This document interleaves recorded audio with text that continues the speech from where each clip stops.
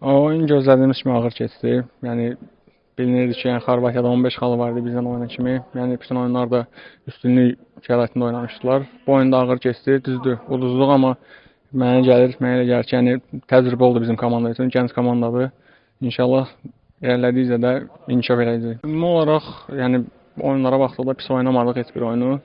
Sadəcə bəzi amillər çatışmadı, bəxt amili deyək və yaxud güc deyək, yəni hər şey deyə bilərik. Sadəcə oyunlara fikir verəndə görürük ki, yəni bütün oyunlar demək olar ki, eyni ssenari ilə gedirdi. Axıra kimi gətirdik, axırdan sonra pis qollar buraxırdıq və axırda yəni xallardan olurduk.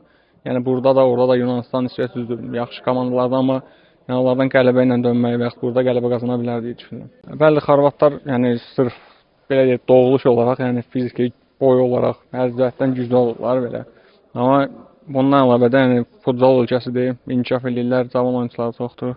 Yəni istər-istəməz klass fərqi seçilirdi. Amma düşünürəm ki, əgər yəni sırf indiki vəziyyətdəki halımızı məsələn 1 il, 2 il dayanmadan oynasaydıq, mən düşünürəm ki, yəni bütün ölkələrlə başa-baş oynaya bilərdik. Yəni bu gün də oyunumuzla göstərdik ki, yəni heç kimdən yəni açığı zəif deyilik. Sadəcə bizə biraz vaxt lazımdır, işləmək lazımdır. İnşallah da yavaş-yavaş inkişaf edəcəyik.